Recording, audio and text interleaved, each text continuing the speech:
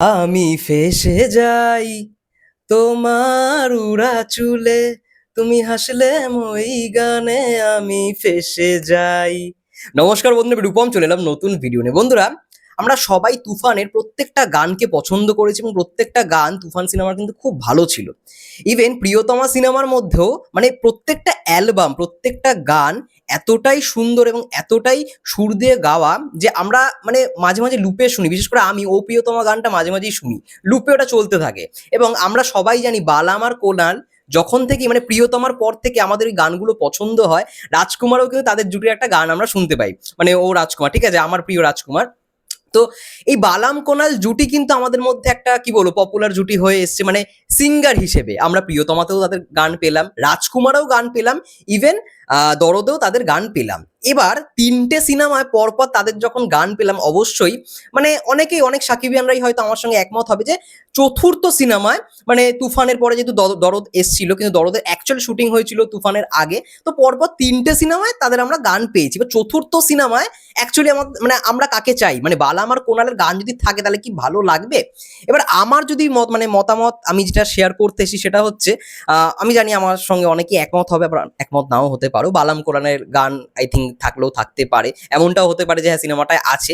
কিন্তু আমার কোথাও গিয়ে মনে হয় যে যেহেতু বরবাদ একটা ভায়োলেন্স ধর্মী ছবি, এবং এটা শুধুমাত্র ভায়োলেন্সের ওপরই নয়, রোমান্টিক অ্যাঙ্গেলও থাকতে ছিল, যেটা পরিচালক মেহেদী হাসান হৃদয় গতকাল চ্যানেল আইতে জানিয়েছেন। তো সেই জায়গা থেকে যদি রোমান্টিক গান থাকে, আই থিঙ্ক নতুন কোনো সিঙ্গার, যেমন আমি ফেসে যাই যিনি আর কি সিঙ্গার হাবিব ওয়াহিদ, আমার পার্সোনালি গানটা দারুণ লাগে। এবং এই গানটা মানে ফেসে যাই গানটা আমার দুর্দান্ত লাগে। আমি লুপে চালাই বারবার যখন আমি মানে মেশিনে আর কি সমস্ত কিছু ভিডিও এডিট করি বা ফটোশপের কাজ করি, তখন আমি গানটা মানে চালিয়ে দিয়ে সমস্ত কাজ মানে কাজ করি, ঠিক আছে। গানটার মধ্যে না একটা আলাদাই আমেজ রয়েছে, যার জন্য আমি প্রথমে গানটা গেয়ে আর কি শুরু করলাম। গানটা আমার বেশ ভালো লাগে সত্যি কথা বলতে।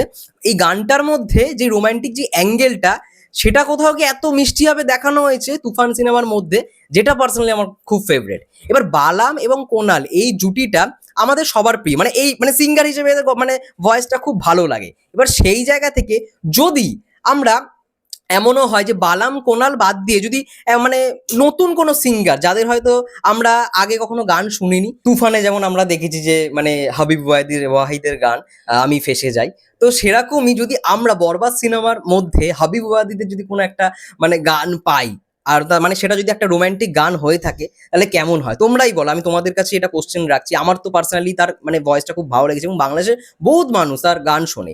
ইভেন তাসান খান, মানে যাকে আমরা কিছুদিন আগে দেখতে পেলাম হারলেনের সঙ্গে যুক্ত হতে, এবং শাকিব খান এবং তাসান খান, তাদের দুজনকে একই ফ্রেমে কিন্তু বেশ ভালো লাগছে। এবার হ্যাঁ, এটা তো কখনো পসিবল হবে না যে তারা একসঙ্গে সিনেমা করছে।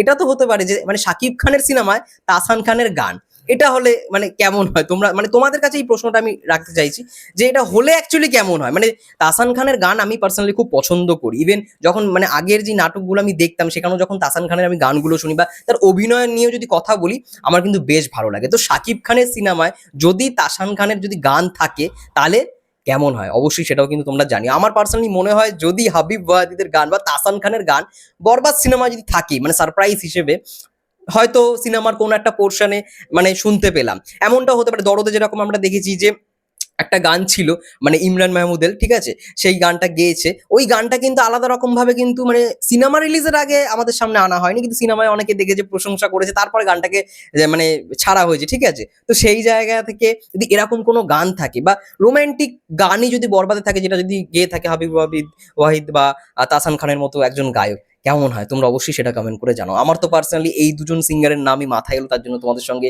শেয়ার করলাম। তোমাদের কি মনে হয় কাদের গান থাকলে ভালো হয়, অবশ্যই সেটাও কমেন্ট করে জানাও। ততক্ষণের জন্য সবাই ভালো থেকো, সুস্থ থেকো, টেক কেয়ার।